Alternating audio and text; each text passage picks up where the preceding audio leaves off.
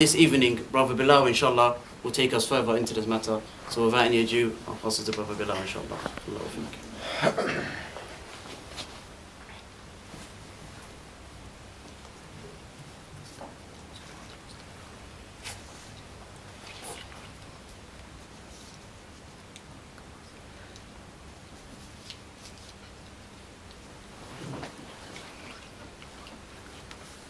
Assalamu alaikum, brothers. I was given the topic here. To be honest, it's not a topic I would have picked myself, because to pass the message, to show you what hell is, to be honest, is near to impossible for someone of my standards. They also told me to use some footage and whatnot to try to emphasize it a bit, but again, I'm not really good at PowerPoint. So I thought, to begin with, I'll try to articulate the message we're trying to pass on today. I'm going to articulate that with pen. So we're going to pass this pen around. I'm going to start from the right. I'm going to pass this pen to this brother here. And this brother, what I want you to do is take the pen and stab it in the eye. Okay, we're going to start off with this brother. No? Anyone? Okay, you want to stab yourself in the eye? Alright, how about this? You pay me £10, I'll stab you in the eye. I'll stab you in the eye for you. Anyone? Alright, I'll give you a bargain. 2 eyes for £15. 2 eyes for 15. That's a bargain. Alright, that's not good enough. You want to go into the VIP section? £25, no trainers and hats. I'll stab you in the eye for £25, VIP style. No? You want to share this special moment of stabbing in the eye with someone special? Maybe you want to go get yourself a girl, bring her over, stab her in the eye, she stabs you in the eye, call that whole thing love? No? Doesn't make sense, does it? Does not make sense. In reality, we will not stab ourselves in the eye. We will not stab someone we love in the eye. This doesn't make sense. But this is the way we've started to think. This is the way Muslims have begun to think. They start looking at life through a very weird, very alien perspective from Islam. They start looking at life through an enjoyment life, where I'm going to enjoy myself as much as I want. And the consequences of this enjoyment, we'll see afterwards. We'll leave it to later. We'll think about it when the time comes. Right now, let's go out. Let's have a good time. This is an alien concept to Islam. This is not what the Sahabas used to think like. The Sahabas, these people were chosen. These people who attained Jannah. Even the Rasul Sallallahu Alaihi Wasallam, who was guaranteed Jannah, prayed daily. These actions that we find ourselves doing, for example, we pay to go into a nightclub. We pay to stand in front of the gates of Jahannam in the cold with the best haircut, best shirt, to stand in front of the gates of Jahannam, and then we pay from our own rizq, from the mercy of what Allah gives us as mercy, we pay with that to go to Jahannam. This has become the reality of the Muslims today. We go out, we find brothers, even sisters, picking up cigarette butts off the floor. I've been to a place in Birmingham where it was an abandoned petrol pump. The floor was littered with foil. You know what the foil was used for? Heroin. You could not see the floor. That's how much foil there was. Heroin. And these were not non-Muslims. These were Muslims who used to go to this place. They had to build a little pathway because they didn't know if there was needles underneath the foil. This is the situation that the Muslims have faced. This is what the Muslims have become. And this is not just in Britain. We see this all over the world. Consequences that have dire results. We see it all over the world. Bangladesh, prostitution is legal. Bangladesh is a Muslim country. And prostitution is legal. This is something is outrageous. How can a Muslim even think like this? Unbelievable.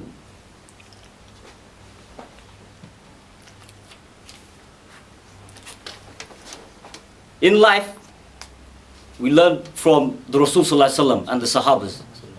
So we look at how did they do things. What did they understand by, life? We look at every action we do in life results, has consequences. So we have exams come, well, I think exams have come and gone, or there's some people have some exams left. If you don't go to school at all and just go sit the exam, would you pass it? Unlikely. Unlikely you go and pass it. If you never attempt to go to school or study, revise, nothing, you just go and that's it. You just want to sit the exam. How about driving test?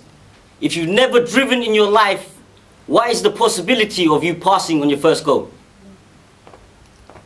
You've never driven. All you've seen is someone drive.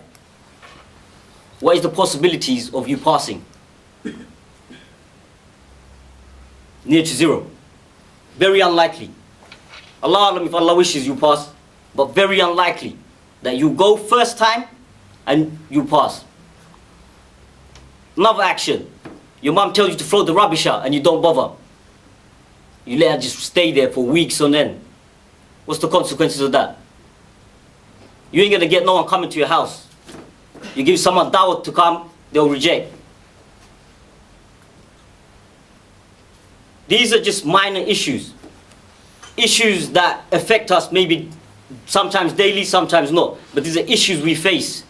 For exams, everyone's probably faced exams. Driving tests, majority of us have taken driving tests. Majority of us have been told by mums to throw our rubbish out.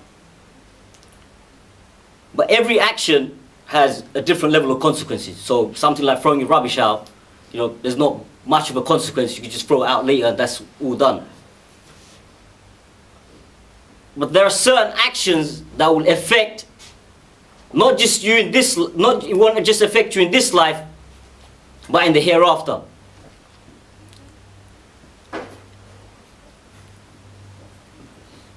Actions like going out clubbing. Actions as getting yourself a girlfriend. Actions like not praying salah. We will pay to go to a nightclub, to get drunk, to get high, but we will not go to the mosque and pray, even though it is free. Nothing, just, we do not have to even give a piece of our rizq, nothing.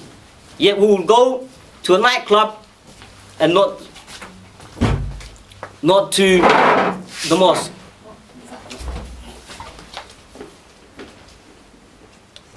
And we all know that in life there's only two paths. There's only two ways you could go. You don't get any other option. Allah subhanahu wa ta'ala has not given you options, you cannot make an option. There is only two.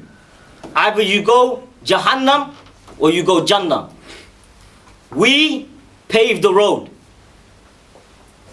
We pave the road. Someone else will not pave the road for you. It is in our hands to lay the foundation for us to get to our final destination. And the actions you take, the consequences of them are where you'll end up in your final destination. Unlike these other consequences or other actions that you take, like, taking an exam, taking your driving test, this one doesn't have a second chance. You can't just pay for another go. You can't pay. You can't wish, you can't even beg to get another go. This is it. Once the moment comes, finished. That's it. End of story. What you've done with your own hands in this dunya will be your final destination. So, like we said, there's two destinations. There's Jahannam and then there's Jannah. Inshallah, our brother will talk about Jannah next week. And today's subject is Jahannam. What is Jahannam? What is Jahannam? Jahannam is a place where you will beg Allah subhanahu wa ta'ala to destroy you. To destroy you, to end the existence, to finish yourself. Just there's nothing left, you just want to die. But this is a place where you don't die. Remember, brothers, we, since the time we were made, we are now eternal. We will live forever. We will taste death here in the dunya life, but then we will be brought back and we will live forever. We will be eternal.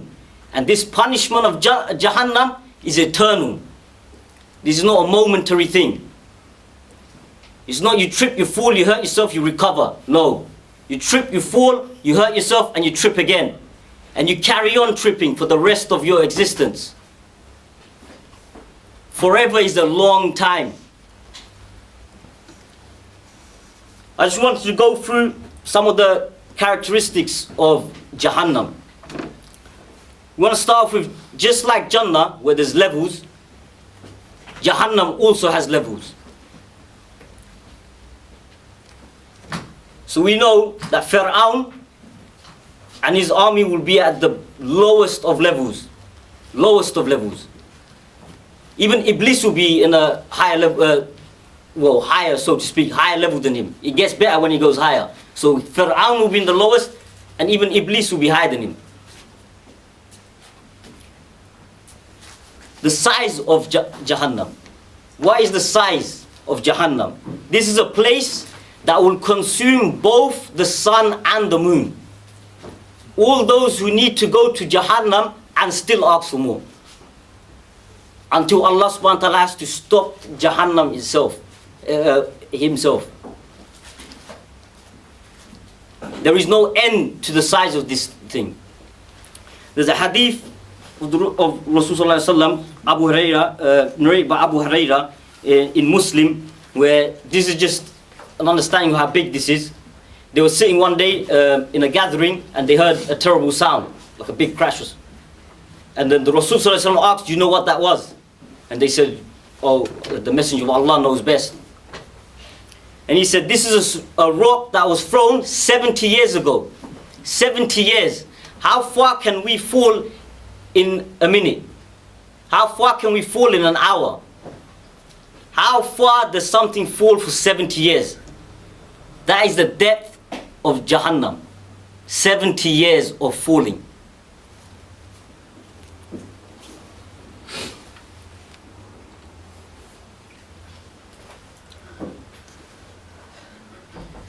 What will fuel Jahannam?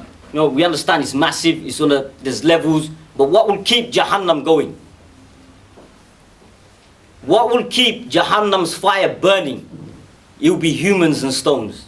Man and stones. Everyone in Jahannam will be participating in burning someone else. You will be whoever makes it, the dwellers of Jahannam will be the fuel for the dwellers of Jahannam. They will burn each other. That is one of their punishments. They will continuously burn, and they'll be burning themselves. They are the fuel which burns them.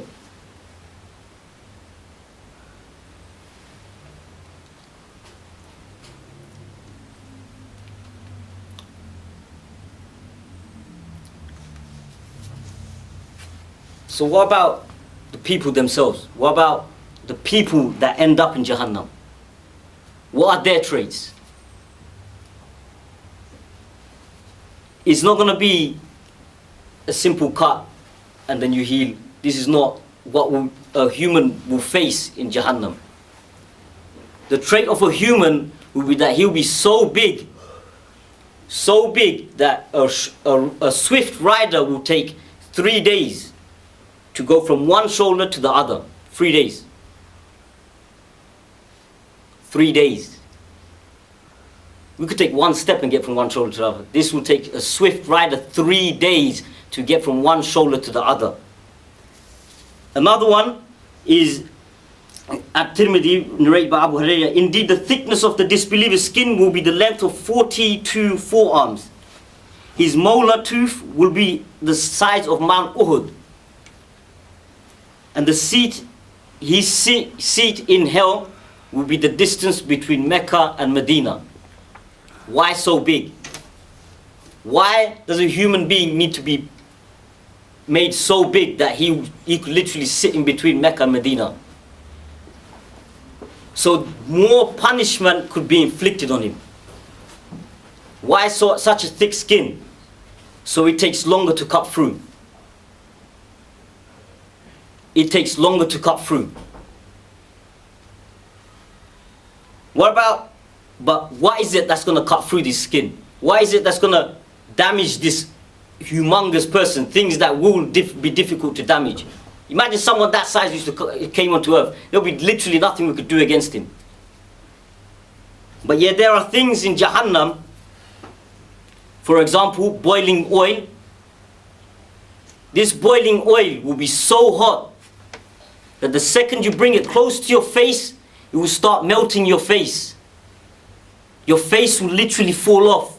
But that's not the punishing part. The punishing part is that you'll be so thirsty.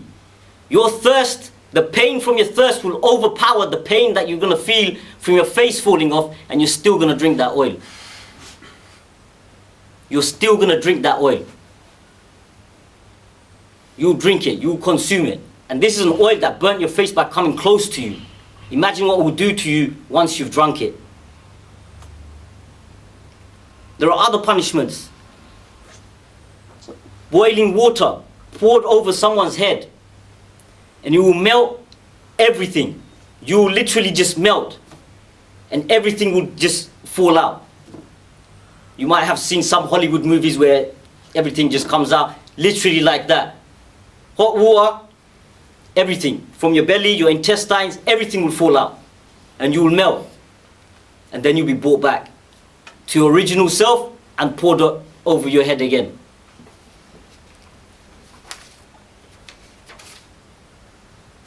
It still doesn't end there. There's still loads of punishments. For example, as often as their skins are roasted through, we will exchange them for other skins, so they may taste the punishment. Surah An-Nisa. Your skin will roast away, and then it will be replaced with fresh, brand new, pain-feeling skin, and it will start again. And this, brothers, is for eternity. Remember, you live forever. For eternity. You'll be roasted, your face will melt, you'll have your intestines boiled forever. There is no end to it.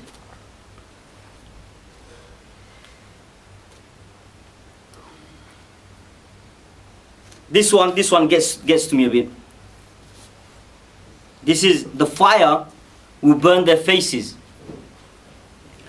and they will appear to grin therein, and their lips displaced. I don't know why, but just imagining, why does Allah subhanahu wa ta'ala grin? Why is there to grin about in Jahannam? Your face will be set on fire to the point where you grin and your lips will be displaced.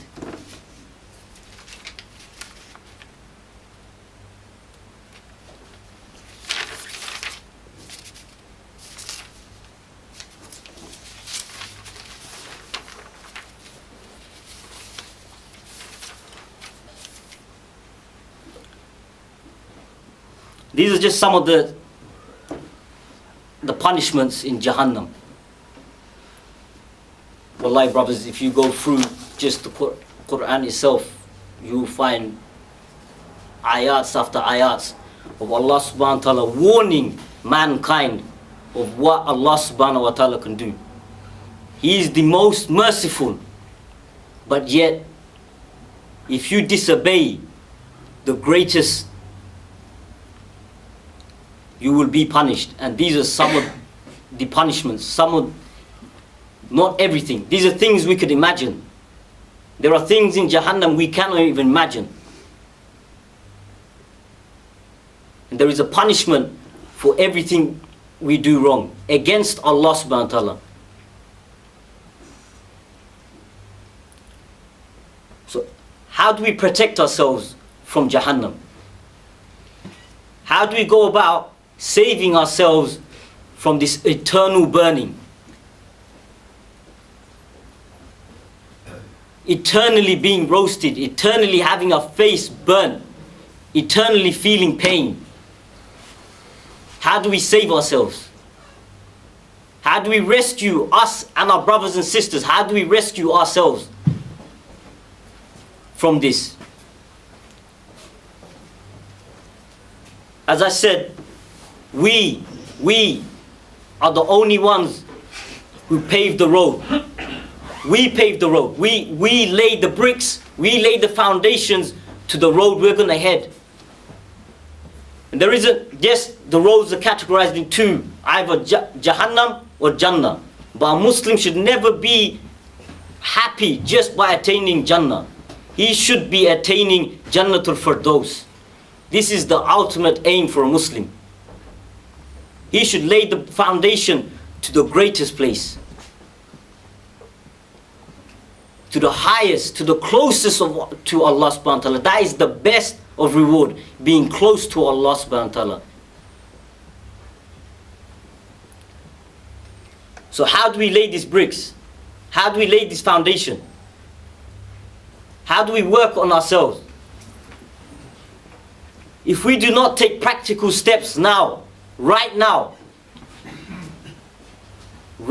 from this room, remember, we're even tested in this room right now. We're not going to be tested once we go outside or in a few days' time, or the test comes once in a while. We're tested 24 hours a day.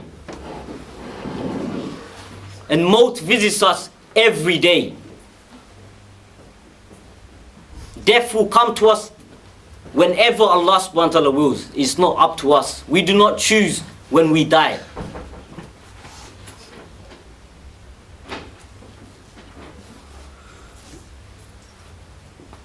How many of us have ever sat down and looked at ourselves and thought, how much Quran have I read this week? How much Quran have I read or even listened to this week? We all have iPhones and Walkmans and phones with enough memory to hold. How many of us put Quran and talks onto that so we could listen to it on the way to work? How many of us seek knowledge? The YouTube is there. YouTube, Google, these things are open to everyone. Hundreds of talks, hundreds of nasiyah from brothers all the time, 24 hours a day, no rest. You don't have to wait for an opening hour. You don't have to, wait for anything. It's right there. £1 if you don't have a shop, £1 internet cafe. How many of us go out and seek brothers who are practicing, or for the sisters who are practicing, to help us? Allah subhanahu wa ta'ala tells us, stay in the company of Muslims. How many of us go out and look for these Muslims?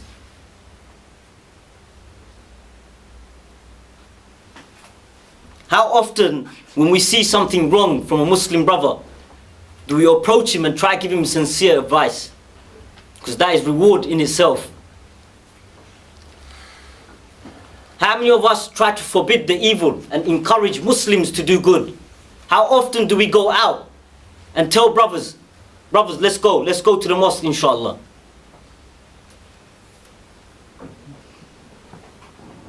But that's not all.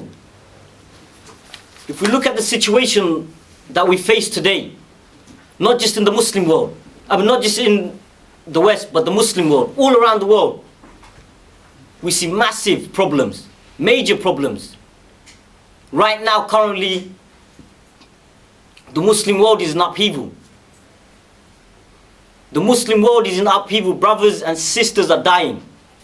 Not to forget the 2 wars.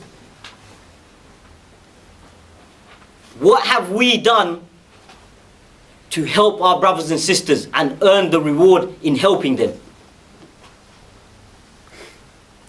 How have we protected the Muslim blood?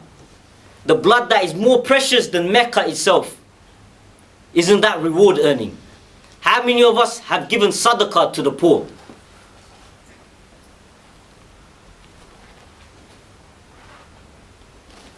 Majority of us, I can see, are from Bangladesh or from Asian background.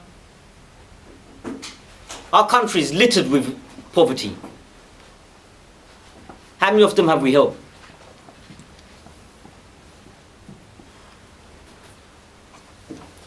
What I'm trying to say is Allah subhanahu wa ta'ala tells us continuously and gives us ample opportunity daily, every single day, to earn reward. To earn that reward, to stay away from Jahannam. From the simplest of things to the biggest of things. Allah subhanahu wa ta'ala gives us the opportunity. We have a mosque in nearly every single corner. There's like 3 down this road.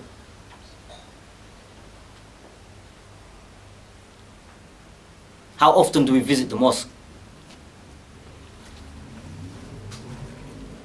How close are we with our brothers in the mosque?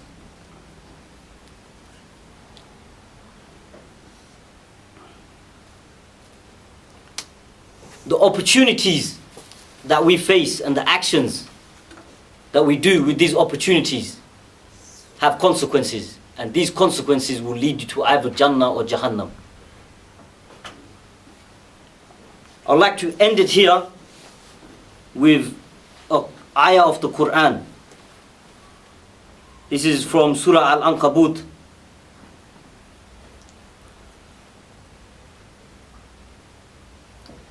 Disdaining ungratefully our gifts. This is Allah subhanahu wa ta'ala telling mankind rejects ungratefully the gift that Allah subhanahu wa ta'ala gives him. And there are many gifts. Even our breath is a gift. We breathe daily. Do we even take that into consideration? And giving themselves up to the worldly enjoyment. But soon they will know. Jazakallah khair for listening.